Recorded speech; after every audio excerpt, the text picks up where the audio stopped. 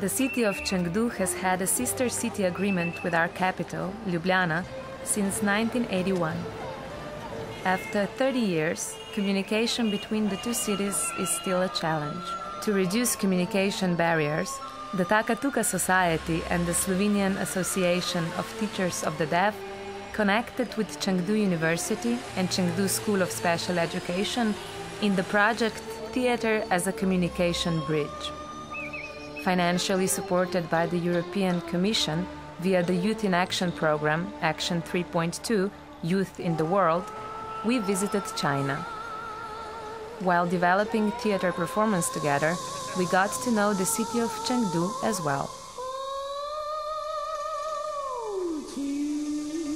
If in other capitals of the world the pedestrian has absolute priority in the traffic, in Chengdu it's exactly the opposite. Pedestrians are the last in the food chain. In fact, crossing the road can almost qualify as an extreme sport, because despite the red light is on, it does not mean that they will actually stop. Luckily enough, there are so many Chinese that you can always cross the street in large groups, and drivers are forced to pull their brakes. Driving by taxi in Chengdu is an extraordinary experience. You should not enter the cab without a piece of paper with the Chinese name of the place you want to go, or a map with circled target location. In addition, drivers have the city divided into districts, and if your desired location is very remote, there's a possibility that nobody will want to take you there. The Sichuan province is known for the most spicy food in China. Although it certainly purifies your sinuses and puts a stop to any type of cold, it is very useful to find out how to say pungent in Chinese and use the term when ordering food. If not, you can always stick to the rice, which is not hard to get in China, and perfect your chopstick skills at the same time. Sichuanese cuisine features careful pairings of boldness and subtlety in dishes. A characteristic adage goes, of thousands of dishes, everyone has a story behind. Some of the more common snacks found across town include noodles, wontons, dumplings, sweet rice balls, different types of meat, and soups.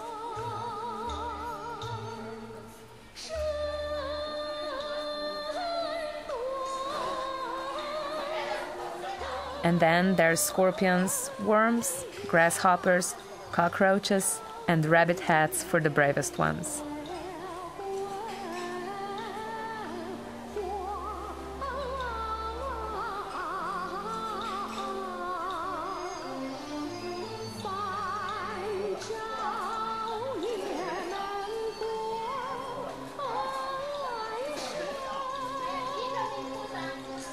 Chengdu is the capital of the Sichuan province in the southwest of China.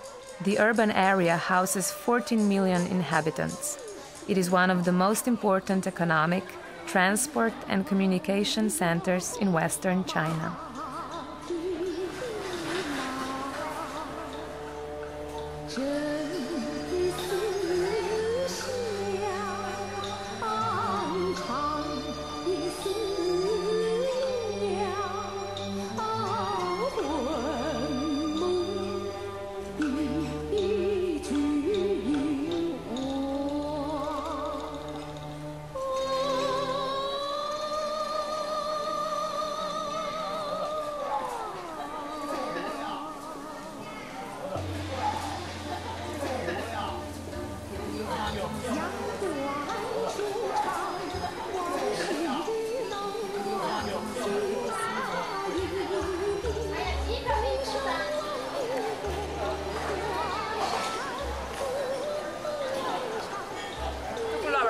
Bene.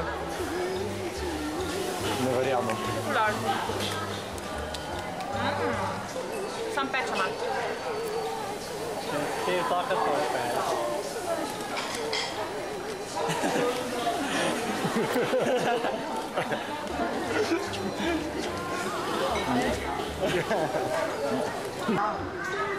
The Chinese were more than happy to share their knowledge with us and taught us how to make dumplings.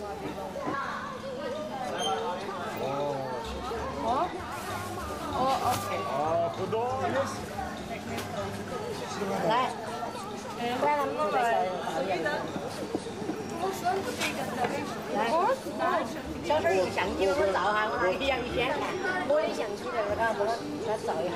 手机。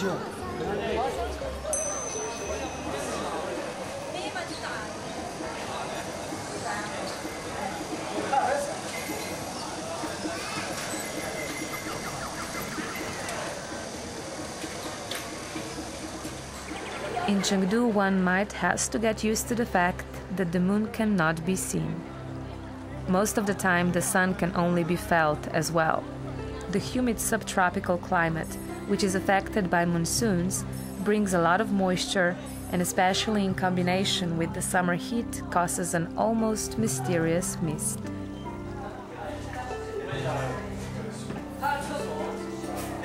Chengdu residents can only dream about the shooting stars.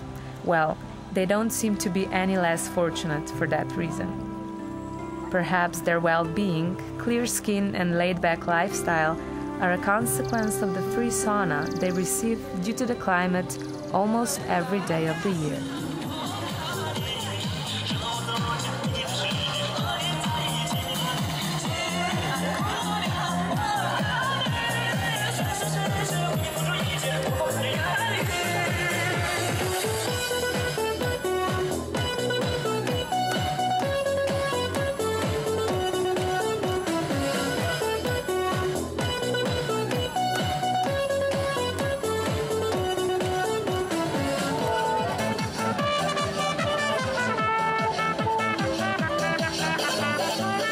Chengdu is known as China's party city for its carefree lifestyle. It outnumbers Shanghai in the number of tea houses and bars, despite having less than half the population. The inhabitants have a reputation in China for having a laid-back attitude and for knowing how to enjoy life.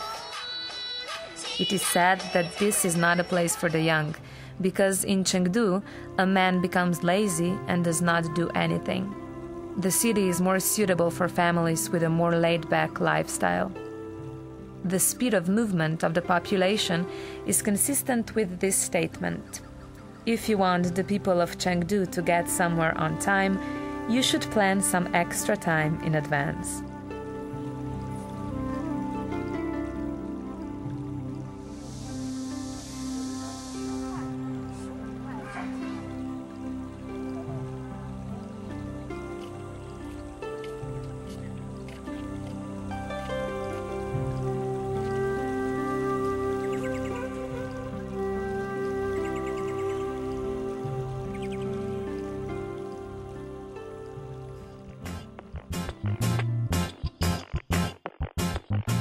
The residents of Chengdu amuse themselves with daily and evening dance on the city squares.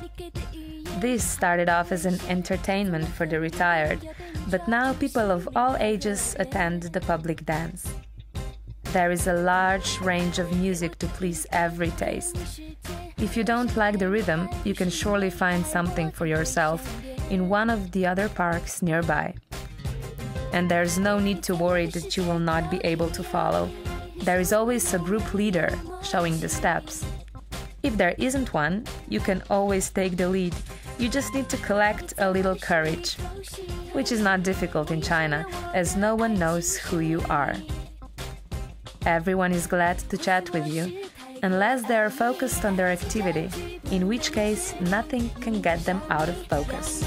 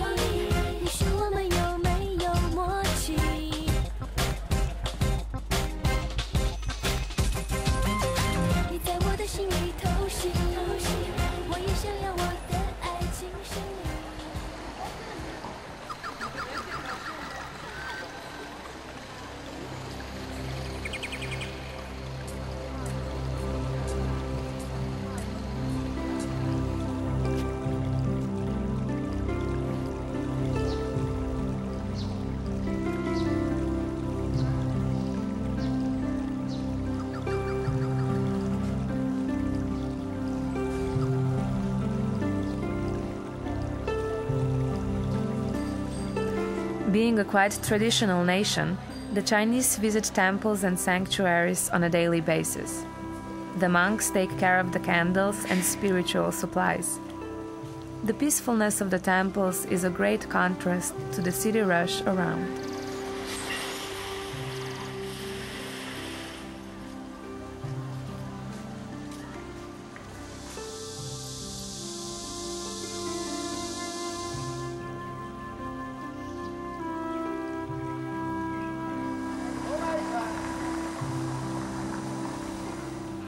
We cannot say that the knowledge of English language is a Chinese virtue. As their body language is quite different from ours, the communication in China can be a big challenge. Also, the writing is different, so many times the only mean of communication is a translator. However, attempts to communicate with the Chinese contribute to humor in everyday situations. It is interesting that it is easier to communicate with the deaf than normal hearing people of China.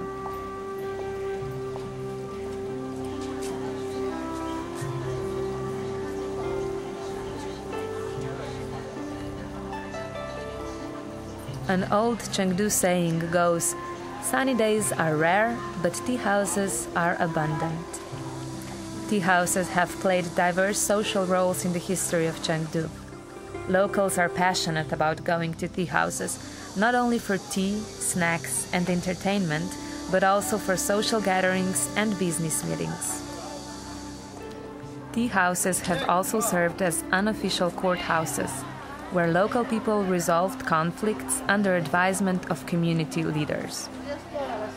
With over 1,000 years of history, Chinese tea culture is perhaps best exemplified by the bamboo chairs and wooden tables found in the hundreds of tea houses throughout Chengdu, with jasmine tea being served as the local staple. Some tea houses in Chengdu also offer live entertainment, such as Sichuan opera shows.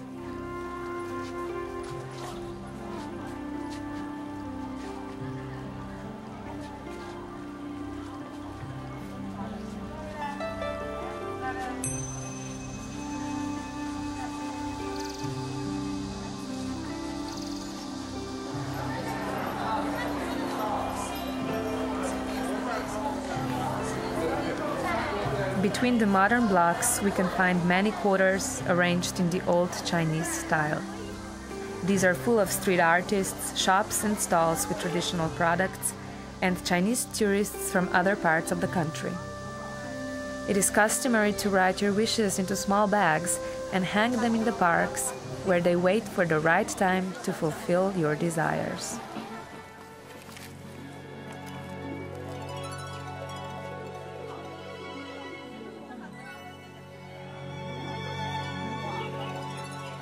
As China's national treasure, the giant panda is one of the rarest animals in the world. The total number is estimated to be 1,500, including those living in the wild, 80% of which are in Sichuan province.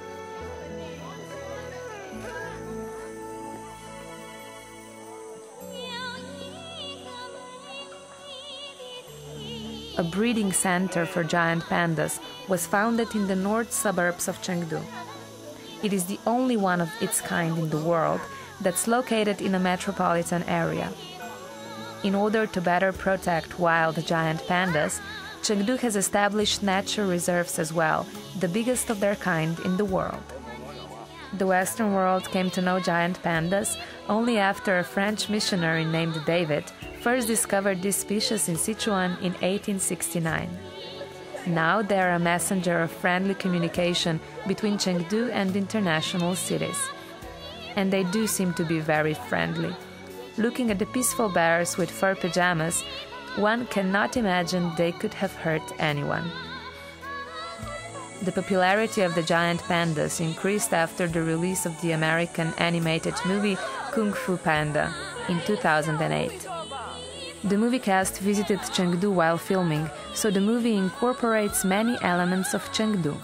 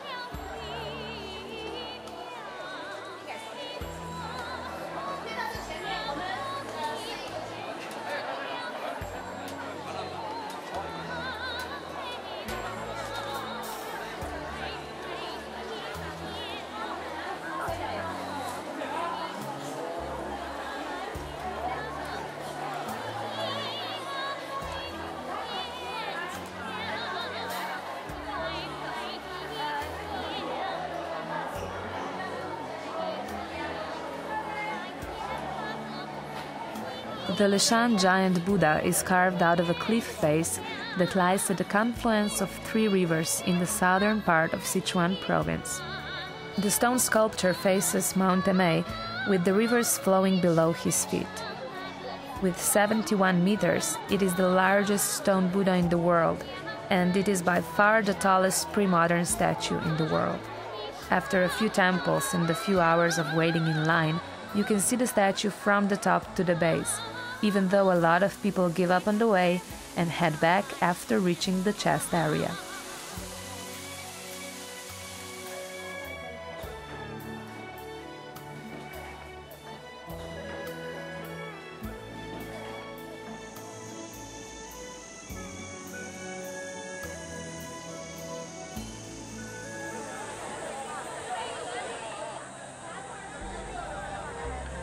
For the highlight of our trip, we climbed Mount Emei, where the monkeys live in the heart of the mountains.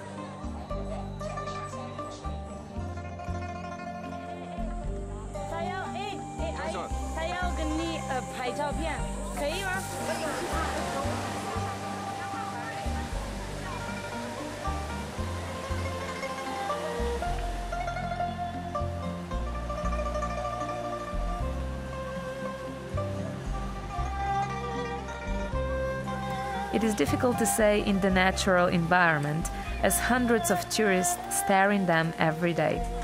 Therefore, it is no wonder that the park needs medical assistance, as monkeys sometimes can't handle the stress and bite someone.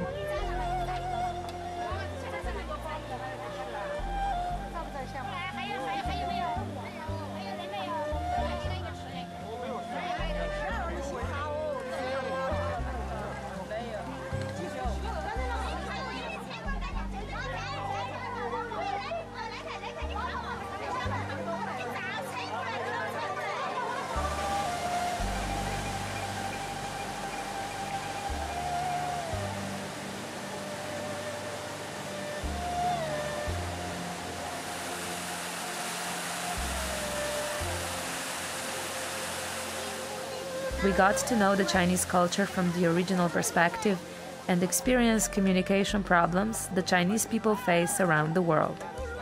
Bridges of communication that we have created with this exchange are becoming more and more solid as we continue our cooperation and hope to return to China again.